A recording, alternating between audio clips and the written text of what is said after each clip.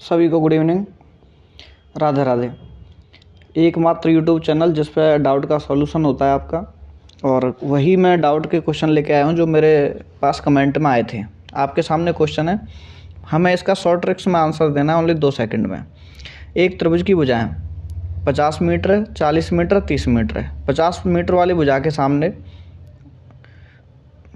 50 metre वाली भुजा पर सामने के शीर्ष पर डाले गए लंब की लंबाई ज्ञात करो। देखो, सबसे पहले हम चेक करते हैं कि ये समकोण त्रिभुज है कि नहीं। उसके लिए इसमें पाइथागोरस प्रमेय लगनी चाहिए। तो यानी अगर हम छोटी भुजा ले लें, दोनों 30 का वर्ग करें, 40 का वर्ग करें, बराबर किसके बराबर होना चाहिए? 50 के वर्ग के। क्यों? क्योंकि लंब का वर्ग आधार का वर्ग, यानी दोनों को जोड़ा तो कर्ण के बराबर होना चाहिए। 30 का वर्ग होता है आपका 900, 40 का हो जाता है 1600 और 5 का होता है 2500। अब 900 और 1600 जोड़ेंगे आप तो 2500 ही आएगा। कहने का मतलब है समकोण त्रिभुज है। ठीक है।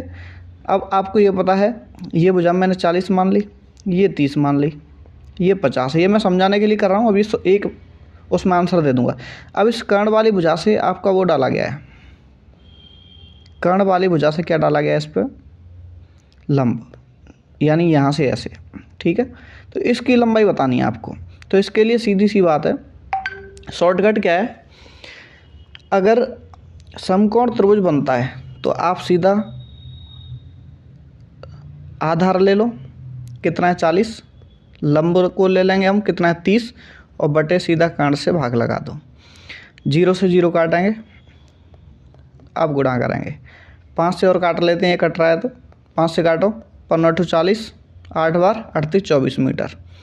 तो हमारा कितना आ जाएगा? डालेंगे लंब की लंबाई कितनी आ जाएगी? 24 मीटर। तो सीधा सीधा है। ये मैंने आपको समझाने के लिए लिया इतना मैटर, बाकी आंसर ये 2 सेकंड में आपका आ चुका है। ठीक है। सीधा क्या करना है आपको? छोटी दोनों भुजाओं का गुणा करो, बड़ी भुजा का भाग लगा दो। फाइनल। अगला क्वेश्चन, 2 संख्याओं का एलसीएम उनके एचसीएफ का 6 गुना है। एलसीएम एचसीएफ का 6 गुना है। पहले एचसीएफ पता होना चाहिए। हमने मान लिया एचसीएफ x है, एलसीएम कितना है? 6 गुना। तो एलसीएम कितना हो जाएगा? 6x। इतना तो समझ में आ गया। ये कह रहा है एलसीएम एचसीएफ का योग। अगर दोनों को जोड़ा, किसको? एचसीएफ को और एलसीएम को जोड़ दिया, दोनों को, x और 6x को, तो योग बता रहा है सवाल कितना है? 140। तो मैंने यहाँ 140 लिख दिया। जोड़ेंगे 6x और 1x कितना? 7x बराबर 140। x का मान कितना आ जाएगा? 7 का भाग लगा दो 140 में, 20 आ जाएगा। 20 7 140 होता है। ठीक है। मैं इसको माइंड में भी कर सकता था, इसको x मान के, ये 6x हो गया, यानी 7x, सीधा 140 में भाग लगाता। तो ये तो हमारा किसका मान आ गया? x का। x क्या था हमारा? HCF। ये आ गया।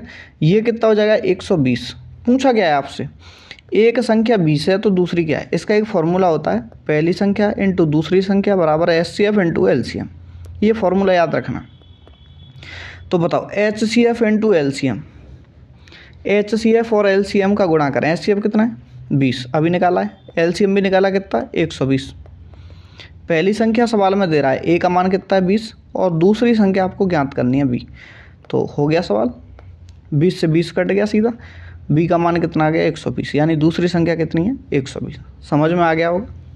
अगले क्वेश्चन पे चलते हैं। बिल्कुल ईजी है, कुछ नहीं था। ये मुझे समझाने के लिए आपको करना पड़ा है, बाकी इसको दिमाग में भी कर सकते हो आप। ठीक है। अगला क्वेश्चन ये था, एक आयताकार फर्श जिसकी लंबाई 15 मीटर है, चौड़ाई 11 मीटर है, 60 सेमी चौड़ी दरी पट्टी बिछानी है। आपको ये पता होना चाहिए कि दरी पट्टी बिछाते हैं तो वो क्षेत्रफल होता है। मान लो ये आयताकार फर्श है, इस पर आप दरी पट्टी बिछाएंगे तो देखो, एक तो इसमें लेंथ होगी लंबाई, और एक विड्थ यानी चौड़ाई। अब लंबाई और चौड़ाई में होती है तो क्षेत्रफल का फॉर्मूला भी क्या होता है आपका? लंबाई इंटू चौड़ाई। ठीक है। लंबाई कितनी है आपकी? 15 मीटर। लंबाई कितनी है? 15 मीटर। और चौड़ाई कितनी है? 11 मीटर। ठीक है। लंबाई और चौड़ाई। अब आपको चौड़ी दरी पट्टी बिछानी है तो आपको लंबाई के हिसाब से ज्ञात करनी पड़ेगी। तो इसमें आपको क्या करना है? बटे जो दे रखा है, यानी चौड़ाई में बिछानी है तो चौड़ाई का भाग लगा दो, 60 सेमी। ये ध्यान रखना, ये सेंटीमीटर में है, चौड़ाई किसमें है? सेमी में। बाकी बजाय मीटर में, तो इसको चेंज कर लेंगे, यानी मीटर में चेंज करने 100 का भाग लगाते हैं, 2 जीरो से 2 संख्या बाद पॉइंट लगाते हैं, यानी ये 0.60 हो जाएगी भुजा आपकी। कितनी होगी? 0.60। अब इस पॉइंट को हटाने के लिए हम क्या करेंगे? ऊपर 2 जीरो रख सकते हैं। पॉइंट हटाया ऊपर 2 जीरो, ठीक है, या 100 लिख दिया। अब इसको काट लो, 15 चौक 60, 4 से काटेंगे 25 चौक 100, कितना हो गया ये 275 आ गया। कितना आ गया 275। ये लंबाई आ गई कि इतनी दरी पट्टी चाहिए। अब रेट क्या है इसकी 12 रुपये प्रति मीटर। तो प्राइस निकालने के लिए कि कितनी पैसे कीमत कितनी आएगी, तो 275 इंटू कितना कर देंगे 12, 12 का गुणा कर दो इससे, और 12 का इससे गुणा करेंगे तो आपका आंसर कितना आ जाएगा, गुणा करके बताइए फटाफट कितना आ जाएगा। 275 में इससे गुणा करेंगे तो 2750 ये हो गया, यानी टोटल 3300 आ जाएगा। ठीक है, कर सकते हो इसको, कोई दिक्कत तो नहीं है। अगला क्वेश्चन ये रहा, ये फाइनल क्वेश्चन है आपका। क्वेश्चन आप भी कमेंट में ला सकते हैं, अगर आपको कोई क्वेश्चन समझ में नहीं आया तो मैं 2 सेकंड में आपको आंसर देता हूँ इनके। अशोक ने 25,000 रुपये की राशि का कुछ भाग साधारण ब्याज पर, कुछ भाग चक्रवृद्धि ब्याज पर निवेश किया। ब्याज की दर आपकी कितनी है 10%, और वर्ष के अंत में 5150 रुपये ब्याज मिला। चक्रवृद्धि ब्याज पर निवेश की गई राशि ज्ञात कीजिए। आपको पता होना चाहिए, बिल्कुल नॉर्मल सी बात है। 2 वर्ष के लिए उसने 2 काम किए हैं, एक तो SI पर और एक CI पर, दोनों पे निवेश किया है, लेकिन कुछ भाग 25,000 में से SI पे दिया, कुछ CI पे दिया। ऐसे क्वेश्चन के लिए आपको क्या करना है, ब्याज की दर बार से कितनी है 10%, ध्यान से समझना।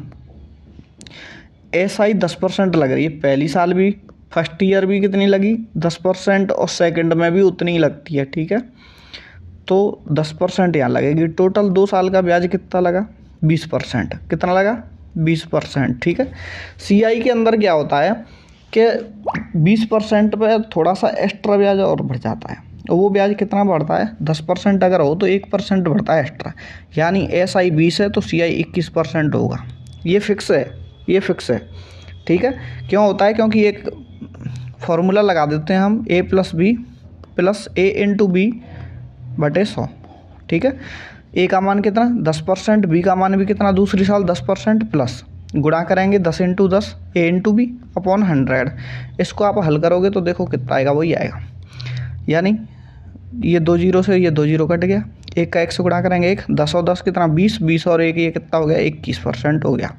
ये चक्रवृद्धि ब्याज निकालने का हुआ। ठीक है, तो कितने परसेंट 21%। अब ये बताओ CI SI का अंतर कितना है, CI SI का अंतर कितना आया, CI हमारी 21% और SI कितनी थी 20%, यानी 1% का अंतर। अब 1% का अंतर ही तो आया आपका। अब 1% को हम किसके बराबर रख लेंगे, यानी 1% आया है वो किसके बराबर है, यहाँ देखेंगे हम टोटल पैसे कितने हैं 5150, टोटल कितना है आपका 5150। अगर हम 25,000 का परसेंटेज निकालें, 25,000 का 20% निकालें, 20%, क्योंकि 20 तो दोनों में समान है ना, 20 तो ये हो गया, इसमें से भी हम 20 मान लें, 1% अलग कर लिया तो ये तो बराबर बटेगा। 25,000 का 20% आप निकालोगे तो 25 दूनी 50, 5,000 आ रहा है, कितना आ गया 5,000, और ब्याज कितना मिला है वैसे 5150। कितने रुपये एक्स्ट्रा है 150 रुपये, कितना एक्स्ट्रा है 150, और यहाँ कितना एक्स्ट्रा है 1%, 1% का मान कितना है 150, 1% का मान कितना है 150, तो हमें तो 100 निकालना है ना पूरा, तो 100 का कितना हो जाएगा 15,000। ठीक है, यानी तो CI का मान कितना आ जाएगा 15,000। कितना निवेश किया 15, और SI पे कितना किया 10,000 निवेश किया। SI पे कितना किया था 10,000। आप स्क्रीनशॉट ले सकते हैं इसका, या फिर वीडियो में देख लेना, मैं आपको एक बार जूम करके बता देता हूँ। SI का और CI का ये दोनों मान हो गए आपके, बिल्कुल ईजी है, बस वो मुझे समझाना पड़ रहा है इसलिए मैंने आपको इतने उसमें कर दिया, वरना मैं तो सीधा कैसे करता, मैं ऐसे करता ब्याज देख लेता कितनी 10%, जैसे ही देखा मैंने सीधा CI SI का अंतर मुझे पता था 1% आएगा, और ये पैसे कितने आ रहे थे सीधा मैं करता 25,000 का 10%, यानी निकाल लेता कितना ज़्यादा, कितना आया 20%, हाँ 10 नहीं 20, क्योंकि 20 ही तो बराबर होगा दोनों में, तो सीधा निकाल लेता मैं 5,000, और कितना ऊपर है 150 पे 2 जीरो रख देता, फाइनल आंसर आ जाता। ठीक है, इस तरीके से हम इसको हल करते हैं। बाकी इसके तरीके बहुत सारे हैं, इसके तरीके बहुत सारे हैं, आप किसी भी तरीके से कर सकते हो, ऐसा नहीं कि आपको यही तरीका अपनाना है, क्योंकि हर तरीके को कई तरीके से किया जा सकता है। किसी भी क्वेश्चन को हम करें तो जैसे हम इसको परसेंट डिवाइडेशन में भी कर सकते हैं। जैसे कुल ब्याज कितना था आपका 5150 बट एक टोटल पैसे कितने थे 25,000। इसका 100% 25,000 इंटू 100 करते हैं ब्याज परसेंट निकालने के लिए। तो इसको हम जब काट पीट के हल करेंगे तो ये आपका 20.6 आएगा। कितना आ जाएगा, इसको काटेंगे तो 20.6 आएगा भाग लगा के 20.6%। ठीक है, अब ये 20.6% आ गया आपका। ये तो आप कर ही लोगे, ऊपर ब्याज बटे कुल राशि इंटू 100। ठीक है, अब 20.6 आ गया तो हम एक मिश्रण विधि पढ़ी होगी आपने। यहाँ मैंने ऐसा ही लिखा, ऐसा ही कितना था 20, CI कितना था 21, 20.6 कर देंगे बीच में। ठीक है, मिश्रण आपने पढ़ा होगा। मिश्रण में ऐसे तो करते हैं, ऐसे घटाते हैं, ऐसे करके आप करोगे तो इसको घटा के कितना बचेगा यानी 21 में से 20.6 घटाओगे तो 0.4 और इधर घटाओगे तो 0.6 बचेगा। ठीक है, यानी पॉइंट को हटा दो दोनों साइड से तो 4 और 6 बचा, 2:3 हो गया। यानी ऊपर ये तो क्या था 20, ये तो SI था और ये CI था। CI कितना है 3 हिस्सा है। कितने में से टोटल 5 हिस्से हो गए ना, 3 2 5, तो 25,000 के 5 हिस्से हैं का हमें CI निकालना है तो 3 वाला लेना पड़ेगा। ठीक है, इसको भाग लगाएंगे 5×25 15,000 रुपये आ जाएगा। ठीक है, बहुत सारे तरीके हैं, कोई दिक्कत नहीं है। ठीक है, डाउट आपका सॉल्व हो चुका है। अगर आपका कोई और भी डाउट है तो आप मुझे भेज सकते हैं। Thank you.